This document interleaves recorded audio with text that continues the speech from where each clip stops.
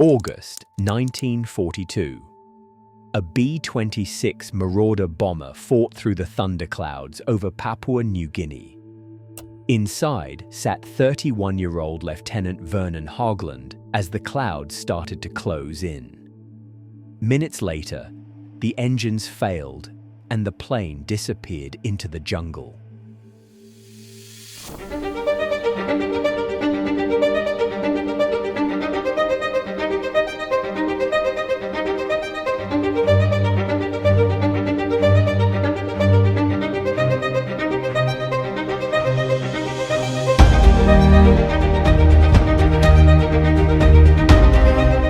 Welcome to Series of Survival, where we uncovered the most incredible true stories of people who should have died but didn't. Today, we dive into the remarkable story of Lieutenant Vernon Haugland, the man who fell from the sky into one of the most unforgiving jungles on Earth and somehow made it out alive. To really understand this story, we need to first understand why Lieutenant Vernon Haugland was on this flight in the first place. Vernon Haugland was born in Litchfield, Minnesota in 1908, one of 11 children in a Norwegian farming family. When he was 5, his family moved west to a ranch in Montana, where life meant long days, hard winters, and work that never seemed to end. But Vernon was never meant for the ranch. He found a passion in writing, editing his high school paper, and later earning a journalism degree at the University of Montana. He later became a reporter for the Army Air Forces. When war came, he followed it, not as a soldier, but as a reporter. In August of 1942, Vernon embarked on a trip to Papua New Guinea. This day was supposed to be routine for him. He was there to capture a story, not to fight and certainly not to disappear into the jungle. As Vernon flew over the mountains of Papua New Guinea, the storm grew darker by the minute. Lightning stretched across the cockpit glass as the bomber shook in the wind. The engines failed and the bomber began to fall. Vernon had no choice but to jump. He pulled his chute and dropped into the unknown. Beneath him lay one of the most unforgiving jungles on Earth. Endless trees, steep ridges, and no sign of life. A place no man survives alone. When Vernon woke, the rain was still falling, and his parachute hung in the trees above, swaying gently in the wind. For a long moment, he just laid there, stunned that he had survived, stunned that he was alone in a jungle that should have killed him. Mist drifted through the trees as he pushed himself to his feet. His throat was dry, his body shaking, every step an effort. Then, faintly through the roar of the rain, he heard running water. He forced his way through thick vines until the jungle opened to a narrow river. He dropped beside it and drank until he could breathe again. There was only one thought left in his mind. Just make it to tomorrow. Days blended together as Vernon searched for food. He chewed bark, roots, and anything that wouldn't poison him. Every bite was bitter, but it kept him moving. One afternoon, the jungle erupted with noise. A wild boar crashed through the brush, massive and snarling. Vernon barely had time to react. He dove aside, scraping through mud, and climbed into the nearest branches as the animal circled below. For minutes it waited, pacing, snorting, tusks tearing the ground. Vernon gripped the branch. Then, just as suddenly, the boar turned and disappeared into the trees. Vernon stayed frozen, listening to the rain. When he finally exhaled, he whispered to himself, "Not yet, not like this." As the days turned to nights, he wrapped himself in his torn parachute and listened to the rain. The sound was constant, a rhythm that kept him awake. 17 days after the crash, Vernon woke to the sound of voices.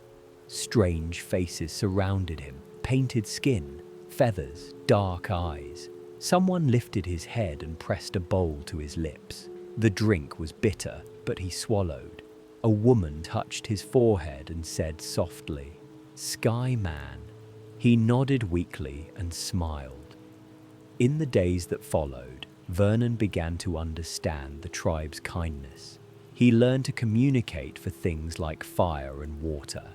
However, the men watched Vernon in silence. To them, he was a stranger fallen from the sky. One morning, the calm broke. Tana, the scarred hunter, listened, then spoke one word: Koru. Strangers appeared from the forest, painted red and shouting as a spear landed at Vernon's feet. Tana stepped between them as Vernon grabbed a burning branch and swung until the attackers vanished into the trees. When it was over, Tana's arm was bleeding, a deep cut across his forearm. Vernon said nothing. He tore his parachute into strips and wrapped it in silence. Tana didn't flinch, just nodded once, and the jungle went quiet again. That night, the old woman told Tana to take Vernon and go. Together, they slipped through the silent village to a canoe waiting at the river. Without a word, they pushed off into the fog.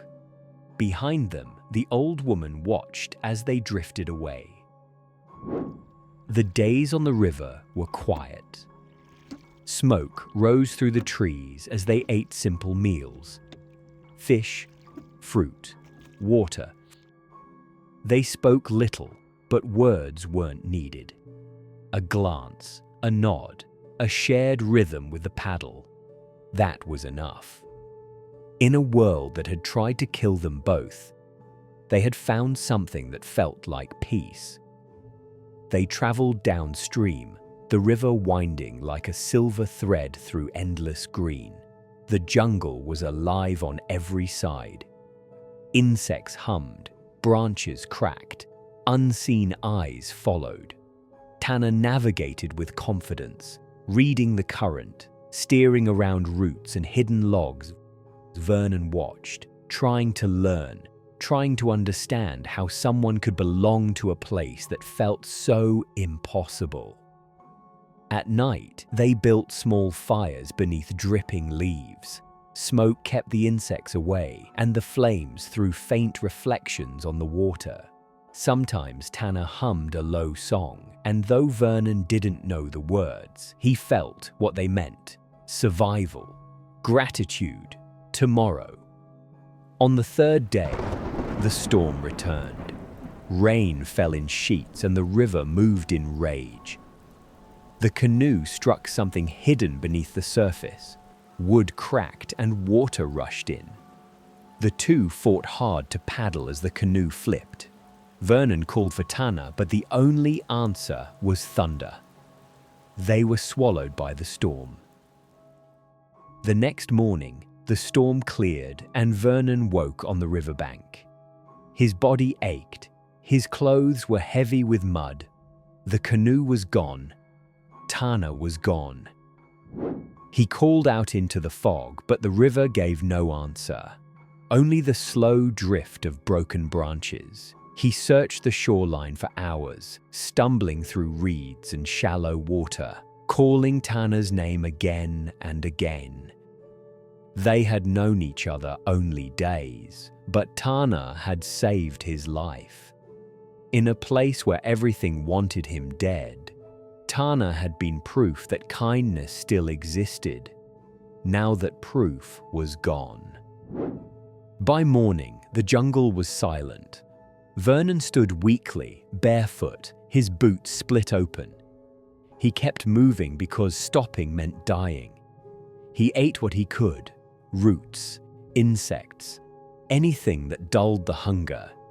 Each step was a fight between pain and will. The days stretched endlessly, the heat pressing down like a weight. His body grew thinner, slower, but his mind refused to quit. Sometimes he heard voices through the trees, Maybe Tanner's, maybe his own. He called back, knowing there would be no answer, but it kept him sane. The river became his guide, his lifeline. Its sound filled the silence, steady and familiar, almost human.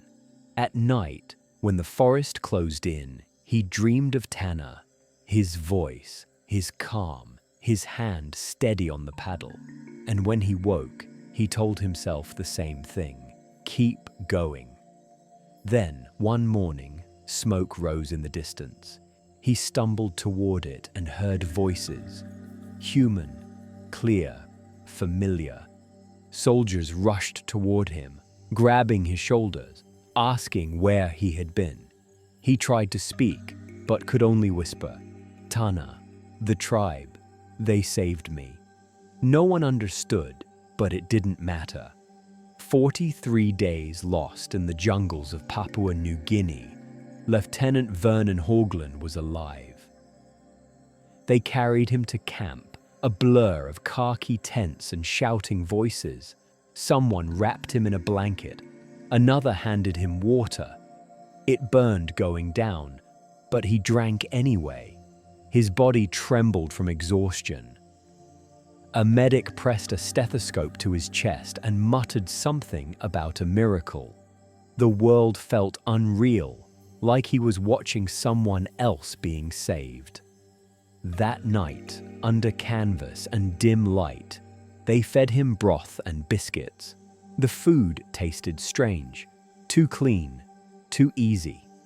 When a doctor asked what had kept him alive, Vernon gave one word: discipline. But inside, he knew the truth.